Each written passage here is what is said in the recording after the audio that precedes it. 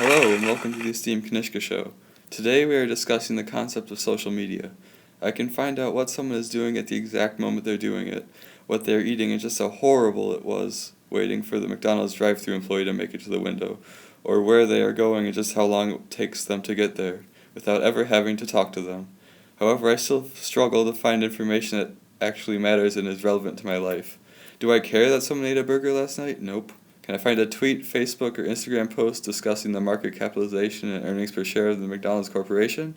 Probably not. This is vital information in America, people.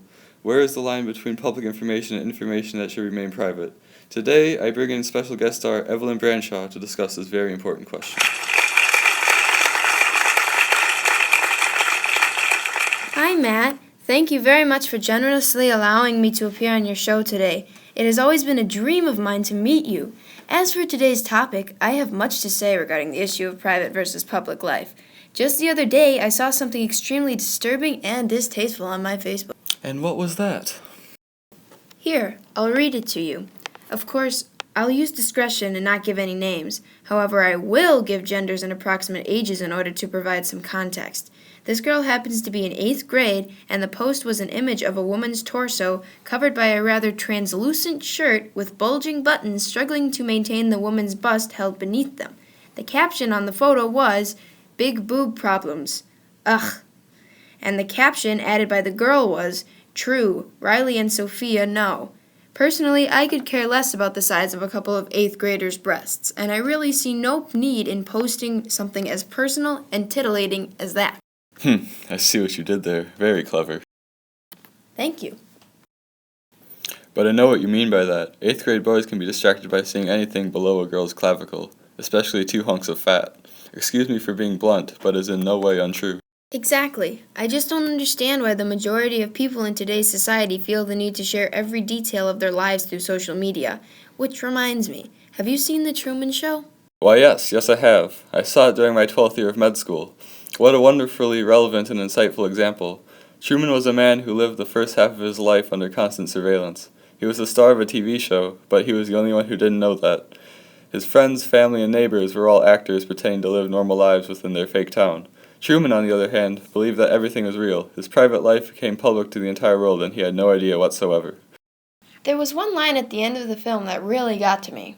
And what was that? Here, I'll play it for you. I know you better than you know yourself. Talk about scary. If you think about it, the whole world was watching Truman every minute of every day. They saw every moment of his life. We focus on the cute moments like his first words, first steps, first date, his marriage, and his family life. What we don't understand, however, is the fact that we would also be able to watch him use the bathroom, take a shower, and even have sexual relations with his wife. If, of course, there were any, since there was obviously some tension between the two. We saw the food go in, but we also saw it come out again. There are some things that should remain private, no matter how alluring they may seem. Yes, of course. I think the producer of the film was trying to tell us something. Looking back at the opening of the film, Meryl says something that outlines the entire movie. Oh yes, I know exactly what you're talking about. Here, let me play it for everyone else. Well, for me, there is no difference between a private life and a public life. My life is my life, is the Truman Show. The Truman Show is a lifestyle. It's a noble life. It is a truly blessed life. Maybe he was trying to tell us that the line between public and private life was going to be crossed in the near future. If you think about it, Facebook wasn't even created until February 4th of 2004, and Twitter until March 21st of 2006. The Truman Show came out on June 5th of 1998. How could Peter Weir, the director of the film, have known so much about what was coming? Well, Matt, I think it's safe to say that society gave him a lot of signs. What do you mean? Well, from the late 1960s to early 1970s, there were only 3 operational networks on the Internet. By 1996, that number reached 50,000. The rapid increase in Internet accessibility gave people the opportunity to communicate with one another more than ever before. Ware saw what was coming. He knew that soon people would be updating their lives to the Internet instead of actually living them. Ah, I see what you mean. I think the secret message hidden within the story was that we, as a whole, care more about other people's lives than we do our own. We spend more time scrolling through profiles than visiting with family. We waste countless hours stalking the person we don't like to see if they've done anything else stupid lately, rather than use our time to do something worthwhile. Back in med school, I learned that there was a great debate on whether or not internet/social media addiction disorder should be included in the next volume of the DSM, which is used by psychiatrists to diagnose mental disorders. You're joking. I wish I was.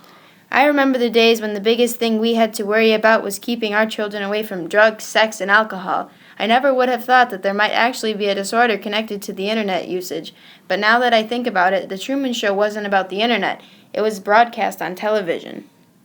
It didn't have to be through the internet. Television addiction and internet addiction are classified as the same thing under technology addiction, which is supposedly an impulse disorder alongside drug addiction and alcoholism. The people of the world were addicted to Truman's life, so addicted that they forgot to live their own. In fact, here are some symptoms to watch for if you believe you or a loved one may be suffering from technology addiction. A compulsive need to be online or have access to devices, forgetting to eat or sleep while gaming, loss of interest in activities other than gaming, spending hours in front of the computer without taking breaks, irritability or depression when not engaged in gaming or technology, wearing an adult diaper while gaming to prevent interrupted. Wow, I think the saddest part of the movie is the accuracy. Today, we really do pay more attention to the lives of other people than we do our own, especially the lives of people we dislike. We would rather judge, make fun of, and monitor them from behind a screen instead of doing something with a purpose. Exactly. You can't tweet about anything interesting if you aren't doing anything interesting. Matt, when's the last time you saw a tweet or Facebook post that you actually cared about? 50 Cent made a tweet that said, "I can't believe my grandmother's making me eat this takeout crap. I'm rich. This. I'm going home. I don't need this. I am also a devout follower of all of One Direction's tweets. So basically, I rarely ever see tweets I actually care about." People make emotional posts because they know other people will give them compliments, support them, or just feel bad for them. Posting something that is public knowledge won't make your post stand out and also won't let them know just how hard your life is. That's what our friends are for, to talk to us about our problems and help us get through them. Of course, Truman never really had that. Marlon, his best friend in the show, lied to his face every single day, yet he had the nerve to say this. And the last thing that I would ever do is lie to you. I can't even imagine how much that would hurt. Me neither. The moral of the story is, people post their private lives on social media because keeping their life private is out of style. Why talk when you can post? Why exercise when you can watch TV? Why hang out when you can video chat? Why have a conversation when you can stalk their pictures, profile, and statuses? Honestly, what is the point of being you and living your life when other people's lives are so much more interesting?